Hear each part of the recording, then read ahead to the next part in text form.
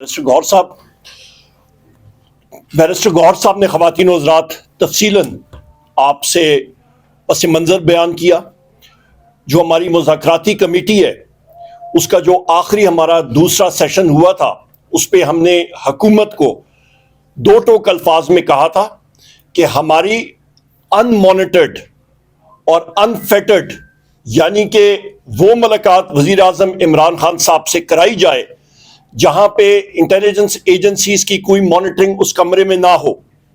उसकी बुनियादी वजह ख़वातीन हज़रात ये है कि जितना ये टेबल है, हम लोग 4 यहाँ पे अफराद हैं तो 2 और लगा लें तो इतनी चौड़ाई का वो कमरा होता है और वहां पे कैमरास और आलात फिट होते हैं और लोग सुन रहे होते हैं।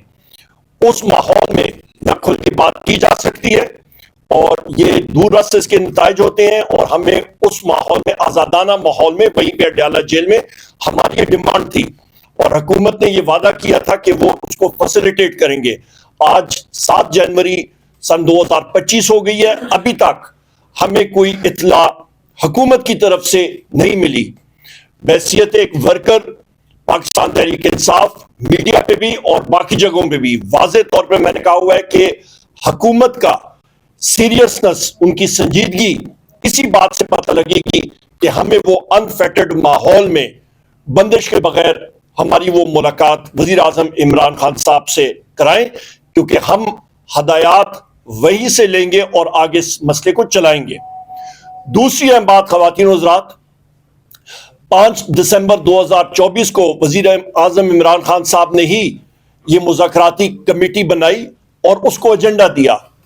मैं उसको at the cost of repetition उसको दोहराता हूं, जो बैरिस्टर गौहर साहब ने भी बात की कि हमारे जितने असीरान हैं बशमूल वज़ीर आज़म इमरान खान साहब, हमारे लीडरान, उनकी बेल्स पे जो आपके प्रोसिक्यूटर हैं, और ये एक कोई फेवर किसी से नहीं चाहते हैं, ना कोई डील है ना ढील है, जो आपका एक सिलसिला है जो आइन और कानून के ऐन मुताबिक है, प्रोसिक्यूटर्स उसको अपोज ना करें और वो साथी हमारे बेल पे आते हैं। उसकी वजह यह है कि इंटेलिजेंस एजेंसीज के लोग वहां पे इंटरफेरेंस करते हैं। उनकी इंटरफेरेंस है, मुतअद्दिद जगह हो चुकी है, इस्लामाबाद हाई कोर्ट से लेके सेशन कोर्ट से लेके एंटी टेररिस्ट कोर्ट पे लेके हर जगह पे, और ये फैक्चुअल पोजीशन है, उसको हम लोग बर्दाश्त नहीं करेंगे। और इसीलिए हम लोग चाहते हैं कि कायदे कानून और मेरिट के ऊपर वज़ीर आज़म इमरान खान साहब, हमारे बाकी सारे असीरान को बेल मिलनी चाहिए, ये वाज़े होना चाहिए। और उसके साथ साथ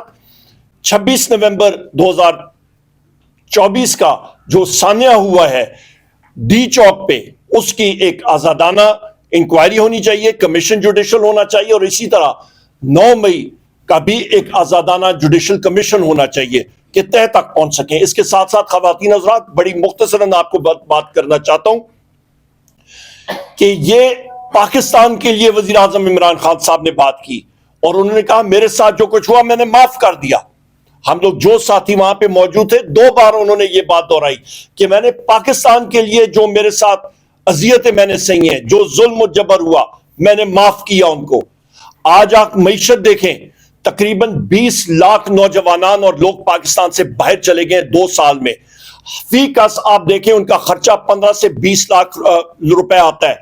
आप ज़रब लें, तकरीबन 4000 अरब रुपए यानी कि 4 ट्रिलियन रुपीस बनता है, और इसको आप डॉलर में कन्वर्ट करें तो तकरीबन 14 अरब डॉलर 2 साल में जो लोग यहां से इमिग्रेट करके चले गए, उनके जरिए मुल्क से बाहर चला गया। और दूसरी तरफ देखें, IMF के ट्रांच के लिए हुकूमत पाकिस्तान 1.5 अरब रुपए के लिए कशकोल लेके फिर रही है, और 7 अरब डॉलर जो है अगले 5 सालों के लिए। ये खुद आप देखें हालात क्या है, जीरो ग्रोथ है। Large scale manufacturing finance committee की मीटिंग थी, स्टैंडिंग कमेटी, और चेयरमैन FPR को जब मैंने कन्फ्रंट किया कि आपकी लार्ज स्केल मैन्युफैक्चरिंग जीरो है, उसने ये इस चीज का एतराफ किया। और लार्ज स्केल मैन्युफैक्चरिंग ख़वातीन हज़रात, जिस मुल्क में जीरो होता है उसका मतलब है कि गाड़ी चल ही नहीं सकती। लार्ज स्केल मैन्युफैक्चरिंग है वो इंजन है जो कि एक मईशत को आगे लेके जाता है। जब इंजन ही आपका सीज हुआ तो मईशत कहां पे जाएगी? बेरोजगारी आपकी अरूज पे, आपका रेवेन्यू कलेक्शन 450 अरब, तकरीबन 400-450 अरब रुपए का इस वक्त तक शॉर्टफॉल है, कहां पे पूरा होगा? आपकी इस वक्त तक बेरोजगारी अरूज पे जा रही है, आपके इस वक्त मुल्क में अफरा तफरी है,